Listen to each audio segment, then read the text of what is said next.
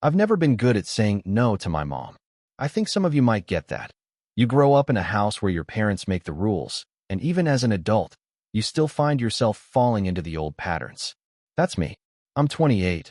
I live alone. I have my own life. But when my mom calls, there's still this little switch in my brain that flips, and I just do whatever she asks. So when she called me at 9:47 p.m. on a Tuesday night and asked if I could watch her dog, Toby, for a couple days because she had to deal with some personal stuff, I said yes without even thinking about it. She didn't tell me much else, just that she'd swing by in the morning. Toby's a little brown and white Shih Tzu mix. I've known him since Mom adopted him 2 years ago, and he's honestly a sweet dog. A bit yappy, but affectionate. I figured, sure, I've got a fenced backyard, I like dogs, and it's only a couple of days. The next morning, she showed up around 8 a.m. with Toby, his bed, 2 bags of food, and a plastic grocery bag full of toys.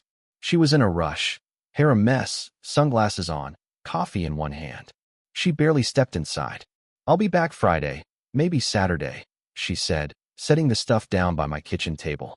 "He's a good boy, just feed him twice a day and make sure he gets walked. Love you." And just like that, she was gone. Friday came. No call, no text. Saturday too. I tried calling her, but it went straight to voicemail. I left a couple messages. "Hey, just checking in. When are you coming to get Toby?" By Monday, I started to feel weird. Was something wrong? I texted my aunt to see if she'd heard from Mom, but she said Mom was fine and probably just busy. Busy with what? The first week turned into the second. Toby was still at my house, eating my dog treats. Yep, I had to buy more food because the bag she brought was almost gone, and I still had no real explanation. When I did finally get her on the phone, on day 12, she brushed it off. "Oh, yeah, I just have a lot going on right now," she said. "You're good with him, right? He likes you." I told her yes, but I was already uneasy. Weeks passed. My grocery bill went up. I had to adjust my schedule around walks and feedings. And here's the kicker. She started posting pictures on Facebook of herself at the beach with some guy I didn't know. Meanwhile, I was basically her unpaid dog sitter. Then came the part that really made my blood boil. I found out from my cousin that Mom had moved in with this guy 3 towns over and wasn't sure if she was keeping Toby. It hit me. She dumped him on me without even asking if I wanted to take him permanently. And that's when I decided something had to change. I texted her, "Hey, I can't keep taking care of Toby indefinitely. You need to come get him by next weekend." Her reply came an hour later. "Wow. After everything I've done for you, I can't believe you'd abandon him like this." I just stared at my phone, my hands shaking. Because now the question was I abandoning him? Or was she? The text from my mom kept buzzing in my pocket all morning like a tiny mosquito that wouldn't quit. I was trying to answer emails for work, Toby snoring at my feet on his little donut bed, when the vibration rattled my coffee mug. "After everything I've done for you, I can't believe you'd abandon him like this." I stared at it until the words blurred. Abandon him? Toby had 3 different blankets now because I couldn't decide which one he liked best.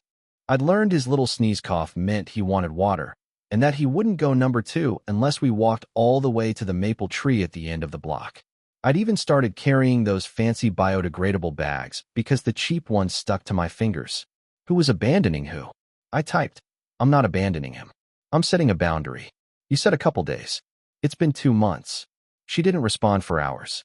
Then my Aunt Linda called as I was chopping carrots for dinner. "Honey," she sighed immediately, "not even hello. Your mother is heartbroken." I set the knife down and pressed the phone to my ear with my shoulder. "She's at the beach with a guy named Rick." "I know about Rick," Aunt Linda said, voice tight. "But she says you threatened to take her dog." I said she needs to pick him up by next weekend, or we discuss rehoming. I can't be her built-in solution forever. There was a long breath. "She's not good alone," my aunt said softly. "You know how it gets when she feels cornered." I did know. The apologies that came with strings. The tears that turned into accusations. As if my childhood had been a series of IOUs I was still expected to repay. "Linda," I said, "I love you. I really do. But I can't live like this. I'm constantly anxious about letting him out, getting home on time, vet bills, and she doesn't even check in unless I push." Aunt Linda didn't argue. She just said, "Okay." And in that one word, I heard worry and resignation and a kind of tired love I recognized because it lived in my chest too. That weekend I took Toby to the groomer because his fur was starting to mat behind his ears. The woman at the counter, Gloria, smiled down at him. "Well, aren't you a gentleman?" she cooed. Toby wagged so hard his whole body wiggled. I felt both proud and sad. Proud that he trusted me. Sad that the person who was supposed to be his person hadn't even texted me instructions in weeks. When I picked him up, the groomer had tied a blue bow to his collar. He looked like a tiny present. I took a picture and almost texted it to Mom. I didn't. That night, Mom finally called. "You're being dramatic," she said as soon as I answered. "I set a deadline. I can't just drop everything and drive over there," she snapped. "Rick has things happening. We're looking at a place." "So you are moving?" I said. "Where? Does the building even allow dogs?" She went quiet, then tried a different angle. "You know, Toby never liked my old apartment. He always seemed happier at your place." "Because I walk him," I said. "Because I'm here." "You think I wasn't?" Her voice sharpened. "You think you're a hero now? You weren't the one who rescued him from the shelter. You weren't the one who paid for his first shots." My mouth opened, then closed. "Okay," I said finally, my voice steady. "If you want him back, come get him by next Saturday at noon. Or we talk about me adopting him, officially, and I'll cover the transfer and the vet. But I can't keep doing this in limbo." She laughed, short and humorless. "You? Adopt my dog?" "Yes, if you don't want him." "Don't you dare say I don't want him," she hissed. "I love that dog." "Then act like it." Silence. Then a chilly, "I'll be there before Saturday. Tonight, maybe." She hung up. I cleaned up dinner, heart pounding. I tidied the living room, folded the throws, refilled Toby's water, then paced to the window every few minutes like a human motion sensor. 9 o'clock. 10. 11. Midnight. No car. No knock. At 1:15 in the morning, I gave up and shuffled to bed. Toby hopped up after me and immediately curled against my knees with a little huff of contentment that made my chest ache. I was drifting off to a shallow, exhausted sleep when headlights swept across my bedroom ceiling, a slow pan of light like a lighthouse beam. I sat up. Another wash of light. I slipped out of bed and moved to the window, careful not to creak the floorboards. A dark SUV idled by the curb. The engine cut. A door opened. Footsteps on my front path. A figure in a baseball cap looked up toward my porch light and then lifted a hand to knock. When I opened the door, it wasn't my mom standing there. It was a man I'd never met, holding his keys like a weapon and glancing past me into the house. "I'm Rick," he said flatly. "I'm here for the dog." Rick wasn't how I imagined him based on the beach photos. Less sun-kissed, more restless. He had the twitchy posture of someone who never really stops moving even when he's still. He smelled like the inside of a new car and a hint of cologne that wanted to be expensive. Toby stood on the rug beside my foot, head tilted, tail wagging carefully. He wagged at almost everyone, but his body was leaning into my ankle like a magnet. "I'm going to need to talk to my mom," I said, keeping my voice even. "You showing up at 1:30 in the morning without her is not happening." Rick's mouth twitched. "She's asleep," he said. "Long day. She asked me to pick up the dog. We're up early tomorrow." "That's fine," I said. "I need to hear it from her. Also, I'm not releasing him to a stranger without something in writing." He pulled his phone out and thrust it at me. A text from Mom. "Rick's coming to get Toby. Give him Toby." That was it. No greeting. No please. No explanation. I stared at the screen, then handed it back. "I'm not comfortable with this.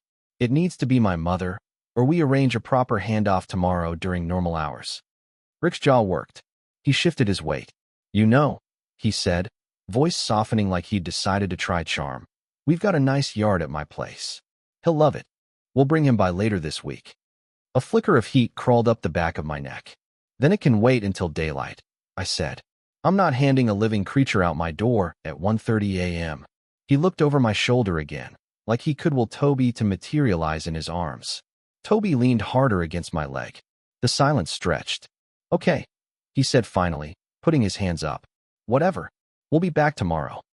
I watched him turn and take the steps 2 at a time like he owned them. He didn't look back. The SUV's door thunked. The engine coughed to life, and they disappeared down the street. I stood there a minute longer, the porch light buzzing. My heart was beating too fast for 2 in the morning. I locked the door, slid the chain, and lowered the deadbolt more for the ritual than the security. My room felt too bright afterward, like the shadows had shifted. Toby tucked himself against my knees again when I finally crawled back under the covers, but sleep came in short, panicky bursts. In the morning, my phone was a war zone. "Mom," I sent Rick. "Why do you have to make everything difficult?" Then another, "We'll come at noon. Have him ready. Aunt Linda, please call me when you wake up." And my cousin Jess, saw Facebook. "You okay?" Facebook. I opened the app and my stomach dipped. Mom had posted a status at 2:07 a.m. When your own child tries to keep your dog from you. Some people forget who raised them. There were emojis. There were comments. People I hadn't seen since high school had chimed in with little takes that made me want to throw my phone into the sink. I called Aunt Linda first. "I told her that was unkind," she said, voice weary. "But you know how she gets when she feels judged." "I asked for a reasonable handoff time," I said. "Rick came at 1:30 in the morning. I'm not crazy." "No," she agreed. "You're not." Then, after a beat, "She'll be there at noon." I told her I'd go too to make sure it's calm. Noon felt like a ticking clock stuck inside my chest. I cleaned, because that's what I do when I'm anxious. I folded the blankets again, refilled the treat jar, wiped down the counter that didn't need wiping. Toby followed me from room to room, toenails ticking a little rhythm on the hardwood. He didn't know there was a storm building. He just knew my energy was weird. At 11:58, a car door slammed. I peered through the blinds. My mom was walking up my path in sunglasses, even though the day was overcast. Aunt Linda followed a few steps behind, her mouth pressed in a line. Rick hung back by the car, hands in his pockets. I opened the door. Mom brushed past me into the foyer without a greeting. She crouched, clicking her tongue at Toby. "There's my baby," she cooed. "Oh, Mama missed you so much." Toby looked at her, tail wagging uncertainly. He sniffed her hand. He gave it a perfunctory lick. Then he walked back and sat on my foot. It all happened in an instant, but the way my mom's face changed, like she'd been slapped, made it feel slow. "Really?" she said, laughter catching in her throat. "He doesn't even remember me?" "That's not fair," I said quickly. "He remembers. He's just settled here." She stood, tugging at the cuff of her jacket. "Well, he's coming with me." She looked around. "Where's his carrier?" "His bed?" "In the closet," I said. "But can we talk first? About the plan? Are you allowed dogs where you're moving? If he's with you, will you be home enough? What happens when you go out of town again?" "Oh my goodness," she snapped. "Are you interviewing me? He's my dog." Aunt Linda touched her elbow. "Maybe we sit and outline." Rick cut in from the doorway, impatient. "Just grab his stuff," he said. "We've got somewhere to be." I took a breath. "If he goes with you, I need to know he'll be safe.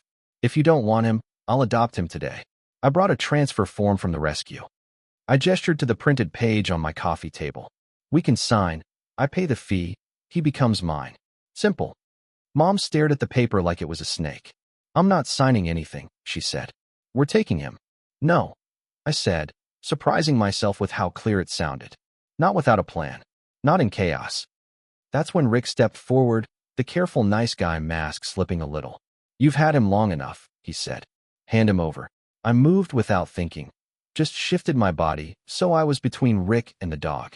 Rick's eyes flicked to me, then to Toby, who was watching all of this with ears pinned.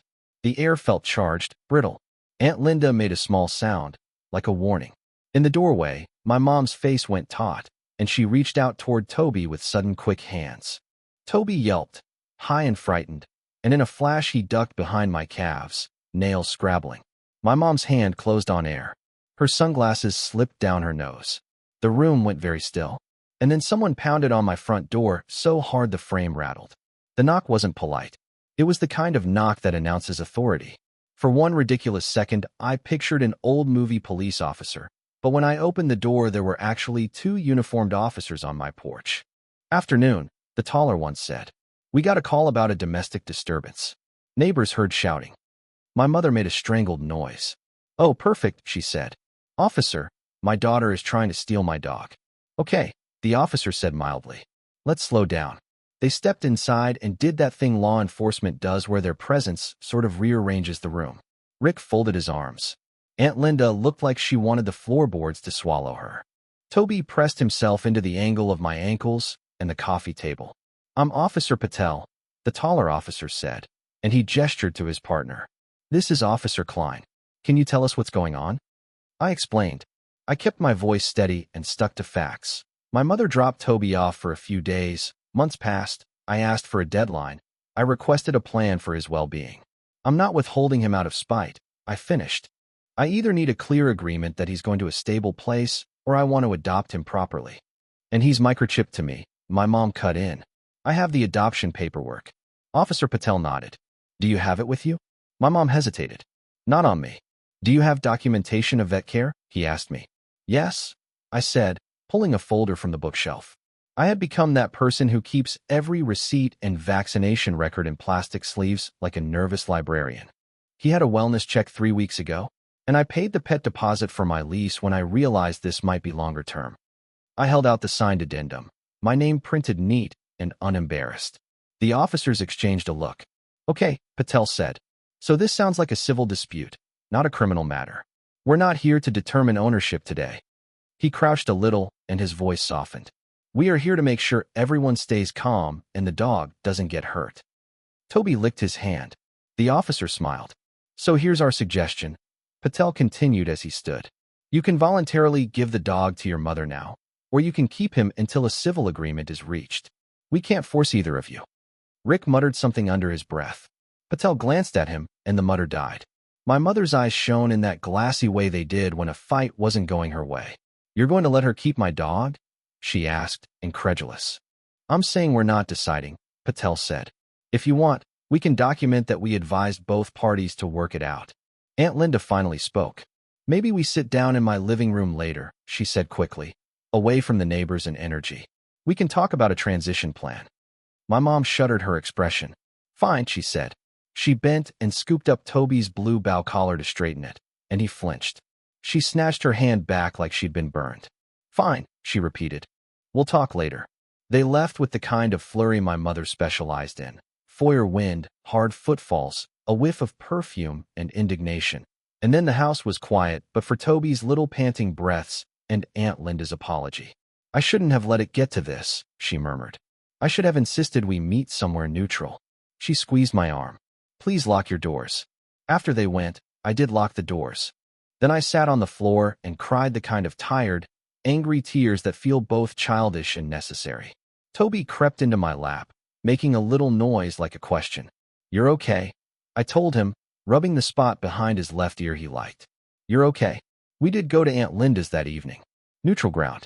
Her living room smelled like lemon cleaner and the crochet blanket on the back of the couch. My mom wore a blouse with a complicated bow at the neck and the sunglasses on top of her head like a headband. Rick lingered in the doorway as if he were guarding a vault. I'll start, Aunt Linda said, hands folded. We all care about Toby. Let's make this about him, not about old resentment. For half an hour, it worked. We spoke in reasonable voices about schedules, vet care, living situations. Mom admitted she and Rick were touring apartments. I asked directly if those allowed dogs. She said they did, then dodged specifics. When I pushed gently, she snapped. We'll make it work, the way people say they'll fix a leaky roof with a prayer. I can't hand him over to a promise, I said quietly. If you want him, show me the lease that allows pets, and I'll help with the transfer of address for the microchip. If you don't want him. I never said that, she bit out. Stop trying to make me the villain. I'm not, I said, and a part of me meant it. But this is the first time I've said no to you, and it feels dangerous, I think, because once I do it might not stop at the dog. She blinked. For a second, I saw confusion flicker through the anger, like she'd lost the script. Rick shifted. Aunt Linda held her breath. Then my mom stood up so abruptly the bangles on her wrist clinked. We're done here, she said. I'll get him this weekend. And if you keep blocking me, I'll get a lawyer. She pointed at me. You think you know better than me. You don't. She breezed out before anyone could answer. I heard the front door slam. Rick followed with a glance that wasn't quite a glare, but wasn't friendly either. The car engine revved. They were gone. I took a breath that shook. Aunt Linda closed her eyes. I'm so sorry, she said. She is who she is. Yeah, I said. Me too. That night, I changed the locks because I couldn't shake the image of someone standing over me at 1 a.m. again. The locksmith was kind in that practical way people are when they've seen worse. He handed me the new keys and said, fresh start. Like we were in a commercial. I slept, finally, deeply enough that morning came as a surprise. I woke to Toby vomiting on the rug. It wasn't dramatic. No yelping, no collapse. Just a sudden heave, and then another, the little sound dogs make when their whole small bodies try to do a big job. He looked at me afterward with miserable, apologetic eyes. My mind leaped to the worst possible places. Stress, something he'd eaten, a sign from the universe that I wasn't doing right by him. The vet had an opening at 10. I bundled him into his carrier with a towel and sat in the waiting room under a print of a golden retriever catching a frisbee. Toby shivered against my chest, so I unzipped the top and let his head poke out. He rested his chin on the edge and watched the door like a detective. Dr. Morales palpated his abdomen gently and listened to his heart. He's a little dehydrated, she said, and his stomach's irritated. Could be stress. Could be he got into something fatty. Have there been any changes at home? I laughed, and it sounded weird in the quiet exam room. Yes. She gave me a look that said she'd heard the whole story without hearing it. We'll give him fluids and some anti-nausea meds, she said. Small meals for a couple days. And maybe keep things as calm as possible. I nodded, swallowing. We're trying. At the checkout desk, I put the bill on my credit card. It wasn't catastrophic, but it wasn't nothing. I took the itemized receipt and sent a photo to my mom with a message. Toby had to go to the vet this morning due to vomiting. He's okay, just meds and fluids. Since you haven't taken him back, I'm covering expenses for now, but I think it's fair you reimburse me for half. For an hour. Nothing. Then she replied, I didn't ask you to take him to the vet. You're keeping him, you pay? I stared at the screen, anger rising hot and quick. He needed medical care, I wrote back. If you were taking responsibility, you would be handling it. The typing dots appeared, then vanished, then returned. Stop weaponizing money, she sent. I put the phone face down on the counter and breathed through my teeth. That afternoon, my cousin Jess swung by with a bag of rice and chicken and sat with me on the kitchen floor while Toby dozed. You need a paper trail, she said gently. Dates, times, costs. If this goes to small claims or a rescue transfer, having documentation matters. I showed her the folder. I've got you beat, I said. I'm becoming my own paralegal. We laughed, and it bubbled out the tension a little. I texted Aunt Linda that I was setting a final deadline, Saturday at noon.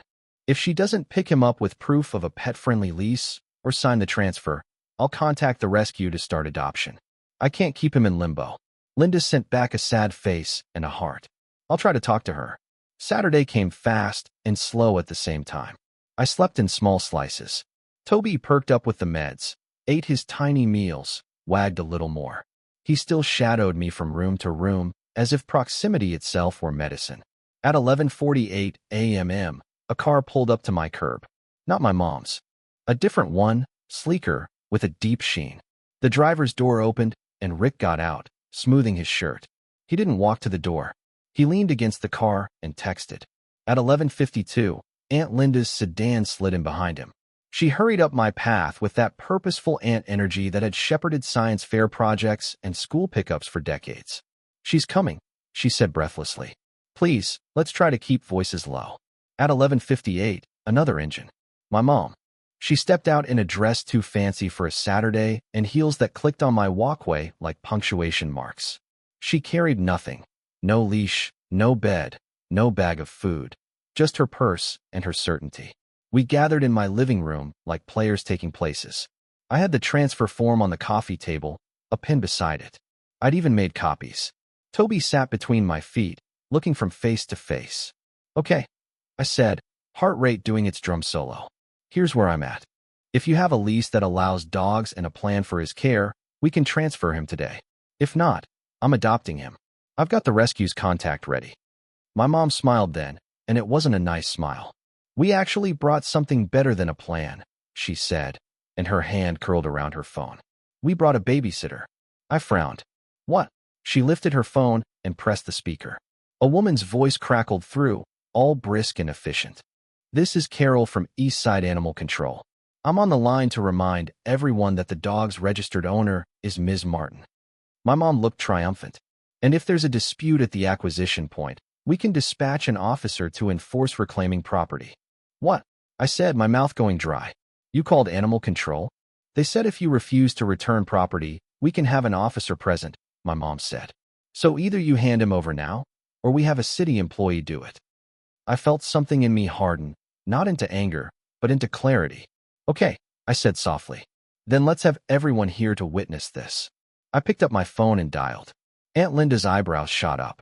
Rick's face shifted into wary interest. My mom's smile faltered as I put my own call on speaker. Hi, I said when the rescue coordinator answered.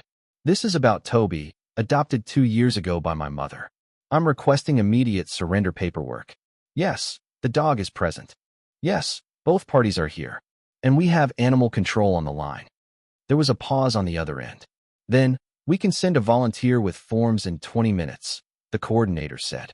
No promises, but we'll mediate. Perfect, I said. My mom's face went red high on her cheeks.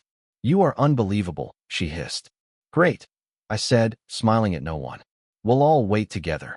And then, like a cue in a play, someone knocked. 3 quick raps. Not police. Not a neighbor. A woman's voice through the door, bright and calm. Hi, Eastside Animal Control. I stood very still, my hand on the doorknob, my heart a wild bird in a cage, and wondered whether I was about to lose him or finally get him for good. The woman at my door had a clipboard tucked under one arm and a reflective vest that made her look both official and approachable. She smiled when I opened the door, though her eyes immediately scanned past me into the house. Hi, I'm Officer Carol with Eastside Animal Control, she said in a voice that belonged to someone who had broken up more than a few tense pet disputes. I understand we've got a situation involving custody of a dog. Yes, my mom said quickly from the couch, her tone dripping with the kind of politeness that's meant to put someone on your side right away. It's my dog, Toby. My daughter's been refusing to return him to me. Carol nodded once, then looked at me. And your side? I explained in measured detail. The couple of days that turned into months, the late-night pickup attempt, my concerns about stability in my mom's new living situation, and my offer to adopt Toby if she didn't want him. I gestured to the paperwork on the coffee table. I'm not trying to keep someone else's dog. I'm trying to make sure he's safe. Carol jotted something on her clipboard. All right, first things first, whose name is on the adoption paperwork and microchip registration? My mother's, I admitted. And do you have a current address associated with the registration? Carol asked my mom. Yes, Mom said a little too quickly. Rick shifted in the corner. It's the old address, he muttered. Carol raised an eyebrow. So the registration hasn't been updated? I've been busy, Mom said, the defensiveness slipping through. Carol nodded slowly. Legally, as of this moment, ownership defaults to the person on the registration. However, she looked directly at my mom. We also have the welfare of the animal to consider. If there's evidence that the registered owner is unable to provide adequate care, or if the dog has been abandoned for more than 30 days, we can refer the case to the rescue organization for determination. I could feel my heart thudding. He's been with me for over 2 months, I said. I have vet records, food purchases, everything. Carol's eyes softened. May I see where the dog is? I stepped aside and she crouched to Toby's level. He approached her with cautious tail wags, sniffing her hand before leaning into a scratch behind the ears.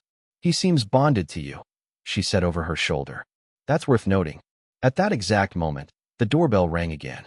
Carol straightened, and I opened the door to find a woman in a rescue volunteer t-shirt, holding a manila folder.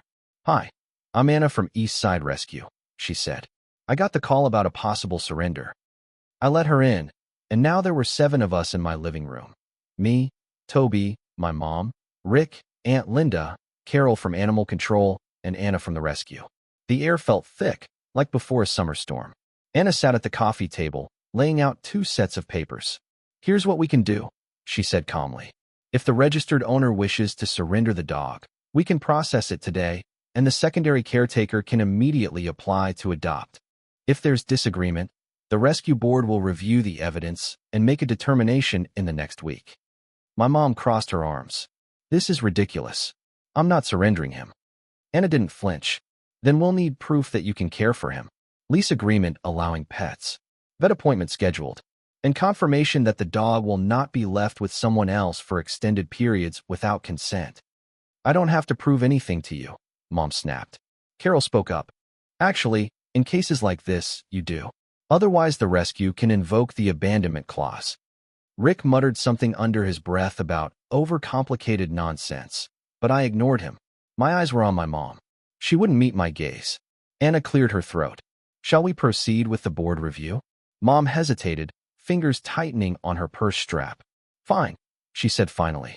But I'm telling you, this is all just her way of punishing me. Anna began collecting documents from me. Vet receipts, food purchases, the lease addendum. Carol took notes. My mom didn't hand over anything. When they both stood to leave, Anna looked at me and said quietly, "The board usually sides with the person who's been actively caring for the animal. Keep everything organized."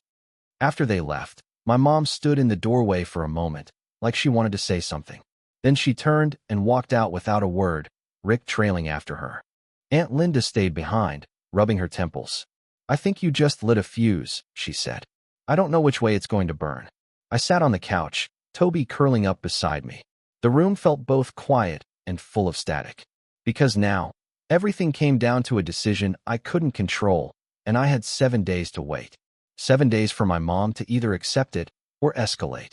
And knowing her, I had no doubt which one she'd choose. The first 2 days of waiting were the worst. I kept expecting a knock at the door or another midnight visit from Rick. Every sound outside made me glance toward the window. Toby seemed to sense my tension. He stuck even closer than usual, curling into my lap when I worked from home, following me into the kitchen when I got water, even lying outside the bathroom door while I showered. I tried to distract myself, cleaned out the pantry, rearranged my bookshelves, even pulled out the box of old photos I'd been meaning to sort for years. That's when I found a picture of me and my mom at my high school graduation, her arms slung over my shoulders, her smile wide, mine tight, but trying. We had moments like that, back then. They just never lasted. On the third day, my phone buzzed with a text from Aunt Linda. "Heads up, she's been venting on Facebook again." I almost didn't look, but curiosity won. There it was, a long post from my mom about ungrateful children and having something you love stolen from you. No names, but it wasn't subtle. Comments poured in, some offering sympathy, others fanning the flames with, "That's horrible," and "I'd just go get him if I were you." One commenter I didn't recognize wrote, "Legally, she can't keep your dog. Call the cops." I closed the app before I could spiral. That night, around 9 p.m., my phone rang. Unknown number. "Hello. Is this my name?" A woman's voice asked. "Yes. This is Lisa from East Side Rescue. I'm on the board reviewing the Toby case. I just wanted to let you know we've received all your documentation. We also contacted the vet on record, who confirmed you've brought Toby in recently and paid out of pocket." Relief trickled in, but I kept my tone neutral. "Okay. And we've reached out to your mother for her side as well," Lisa continued. "So far, she hasn't provided any proof of current housing that allows pets or any vet care in the last year." My stomach twisted. "What does that mean?" "It means," she said gently, "unless she submits that proof in the next 4 days, the board will recommend she surrender ownership to you.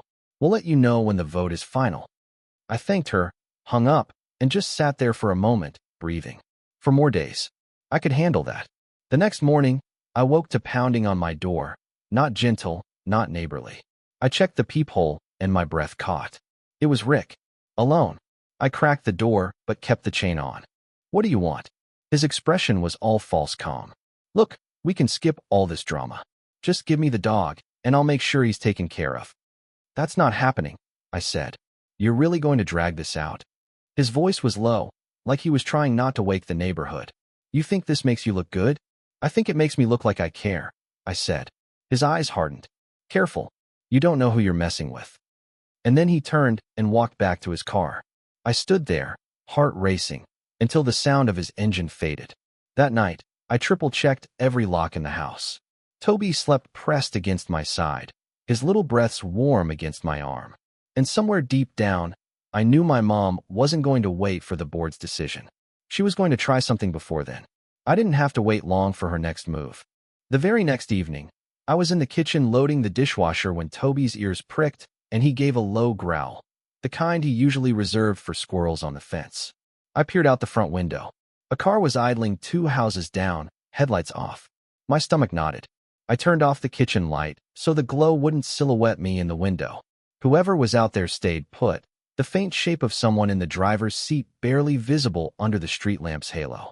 I told myself it could be anyone, a neighbor, a delivery driver lost in the maze of similar houses, but then my phone buzzed. From Mom. If you make this hard, I'll make it harder. No hi. No attempt at civility. I didn't reply. I just took a photo of the car through the blinds and sent it to Aunt Linda with, "Recognize this?" Her response came back almost immediately. "Rix, don't open the door." I didn't plan to. I sat on the couch with Toby curled in my lap, keeping the TV low for background noise, every nerve on alert. After 20 minutes, the car rolled away without stopping. But now I couldn't shake the feeling that they might try again when I wasn't home. So the next day, I called the rescue board member, Lisa. "Look," I said, "I know the vote isn't final yet, but I'm worried. They've been showing up here late at night, sitting outside my house. I'm not trying to be dramatic, but..." She didn't hesitate. "Do you want us to place Toby in temporary foster care until the decision is made? Somewhere neutral?" The thought of handing him to strangers, even for a few days, twisted my chest. But so did the thought of coming home to find him gone. "I'll think about it," I said. That afternoon, I took Toby for a walk along a different route, one that looped around the park instead of straight down my street. The air smelled like damp grass and barbecue from someone's backyard. Toby trotted happily, oblivious to my glances over my shoulder.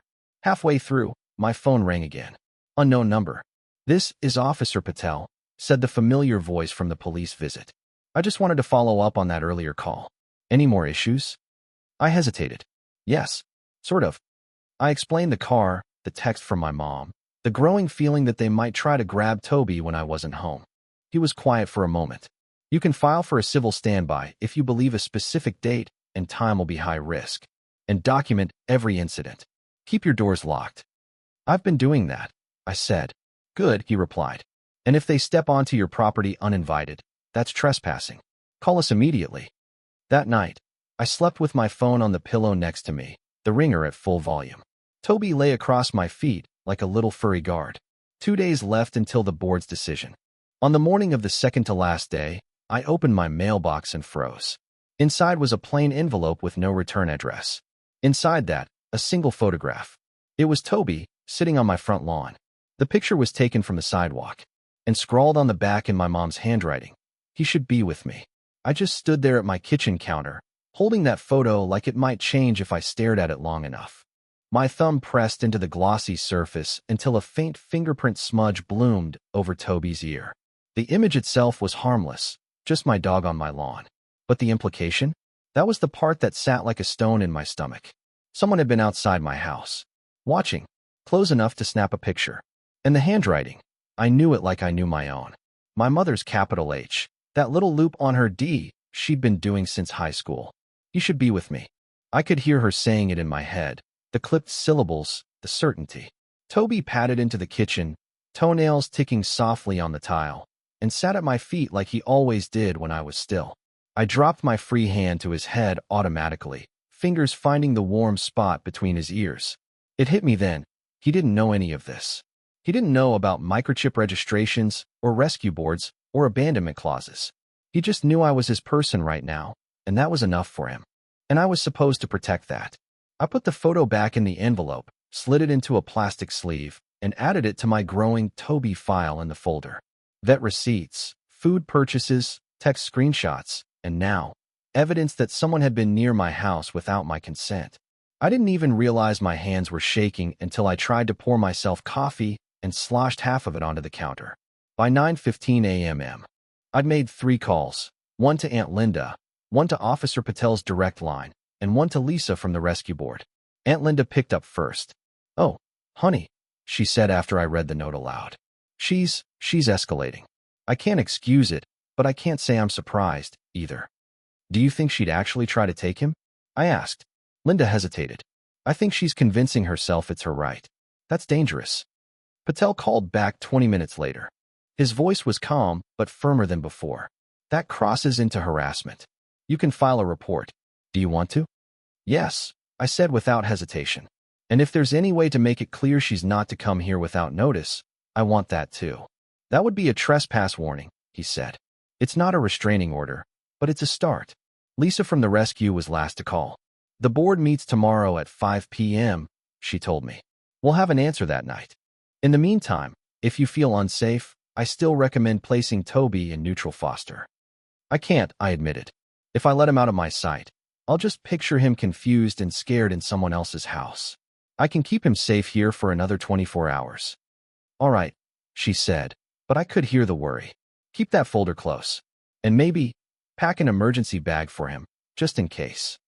The rest of the day passed in that warped way time moves when you're on edge. I kept busy, vacuumed, did laundry, organized the hall closet, but I was aware of every sound outside. The low rumble of an engine idling somewhere down the block. The creak of a neighbor's front gate. The muffled thud of a basketball in a driveway. By evening, I decided not to take Toby on our usual walk. Instead, I let him run in the backyard while I watched from the porch. The sun dipped low, the sky bleeding into that hazy peach gray that makes everything feel softer. I almost let myself relax. Almost. And then the knock came. Not pounding. Not frantic. Just deliberate. 3 measured raps. Toby barked, trotting toward the door. My stomach flipped. I checked the peephole. My mom. She wasn't alone. Rick stood just behind her, arms folded, that smug half-smile already on his face. I opened the door only as far as the chain would allow. "What are you doing here?" I asked. Mom's sunglasses were perched on her head despite the dim light. Her lipstick was fresh. "I came to get Toby," she said simply. I glanced at the clock over her shoulder. "The board hasn't decided yet. You know that." Her smile didn't reach her eyes. "I don't need their decision. He's mine." Rick leaned forward a little. "We're not leaving without him." I let out a sharp laugh, not because it was funny, but because the audacity was so thick I could choke on it. "You are leaving without him. And you're leaving now." My mom's tone shifted, a little harder. "You're making this so much worse than it has to be. Just hand him over, and we can all be done with this." "Done with this," I repeated. "Like the way you were done with taking care of him for months." Her jaw tightened. "I told you. I had a lot going on. And I told you I'm not giving him to you without proof you can care for him," I said. Behind me, Toby barked again, as if sensing the standoff. Rick's smile vanished. "We can do this the easy way or the hard way," he said, his voice low. Something in me snapped at that. "You try the hard way," I said evenly. "And I call the police right now. You both get a trespass warning. And if you touch my door, I'll add harassment to the report I'm already filing for that little photo stunt." My mom blinked. "What photo?" I held up the envelope. "Don't insult me. Your handwriting, your words." She actually had the nerve to look confused for a second, or maybe that was just part of the act. "I didn't take any photo," she said. "And if someone's been outside your house, maybe you should ask yourself why you've made so many enemies lately." Rick snorted like it was a joke.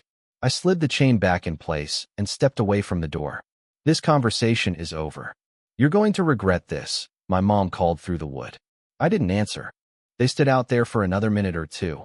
I could hear Rick muttering something I couldn't make out, and then footsteps retreated down the walkway.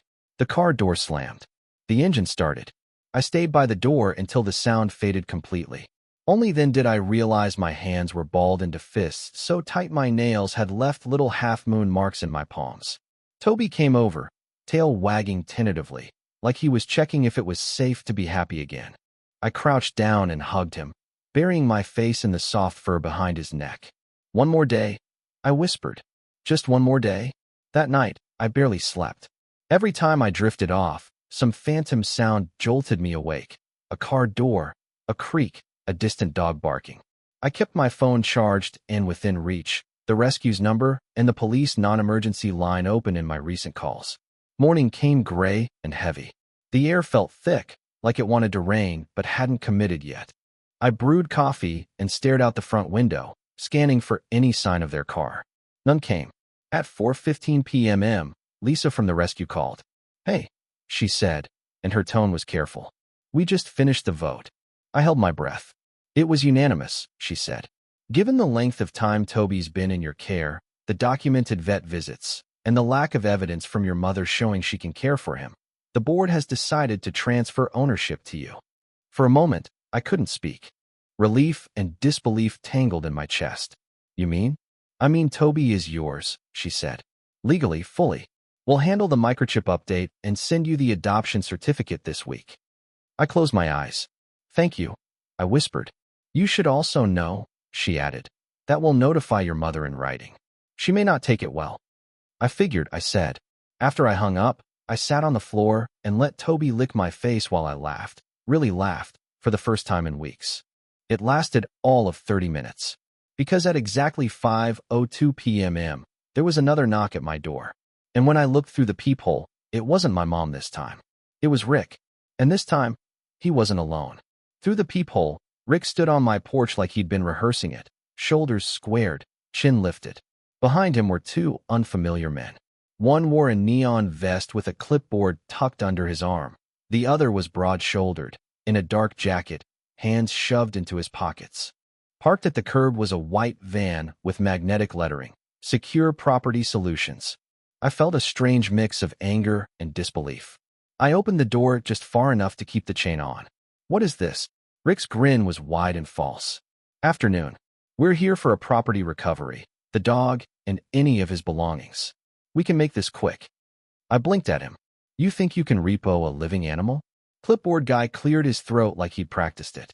We've been retained by the owner to retrieve property wrongfully withheld. I almost laughed. Then you've been misinformed. Toby is legally mine as of today. The rescue board voted this afternoon. I have the transfer paperwork and confirmation from the microchip registry. Rick's smile twitched. That little volunteer club doesn't outrank the law. They don't have to, I said. They enforce their adoption contracts, the same contract your girlfriend signed. Behind me, Toby barked, sharp and protective. I didn't give them the satisfaction of more arguing. I shut the door enough to keep the chain taut and called the police. The dispatcher was calm but direct. Stay inside. Officers are on their way. Outside, the three of them spoke in low voices I couldn't make out. My hands shook, but I felt strangely steady. Toby pressed against my leg like he was trying to fuse himself to me. 8 minutes later, a cruiser pulled up. Two officers stepped out. I recognized neither, but their presence alone made my shoulders drop an inch. I opened the door for them, chain off, but my body still blocking the frame. I have documentation from the rescue, I said immediately, holding up the printed email and adoption transfer form. The registered owner surrendered him to the rescue, and I've been approved as his new adopter. The taller officer, Martinez, glanced over the paperwork, then looked at Rick. What's your involvement here? I'm the partner of the previous owner, Rick said. We're here to reclaim her dog. Martinez's tone stayed even. She's not here. She's on her way, Rick said. The second officer, Barnes, handed the paperwork back to me. This is legitimate. The rescue's transfer is binding under the original adoption contract. You can't remove the dog. If you want to pursue a civil claim, that's the avenue, not showing up with whoever these gentlemen are. Martinez turned to me. Do you want to issue a trespass warning? Yes, I said without hesitation. They were halfway through writing it when my mom's car pulled up fast enough to rock slightly as it stopped.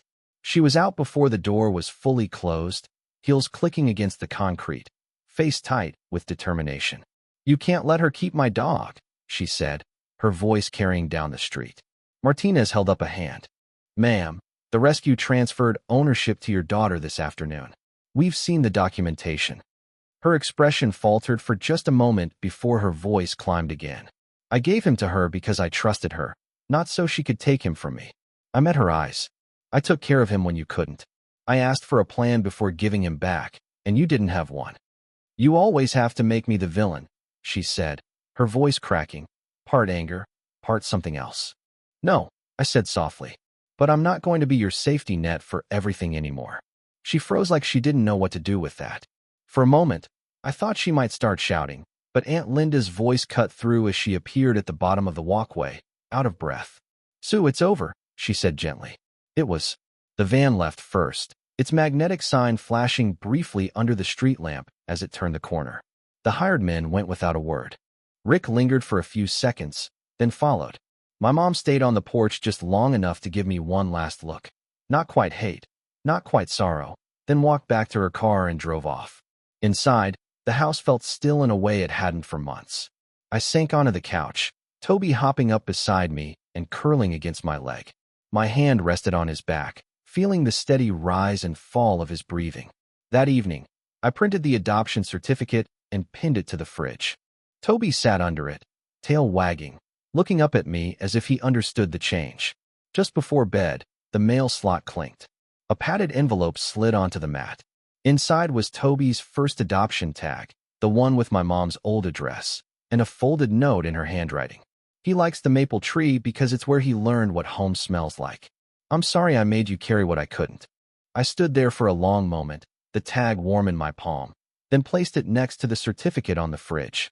Toby followed me to bed, curling into the bend of my knees like he'd always belonged there. That night, I slept straight through until morning, the first time in months.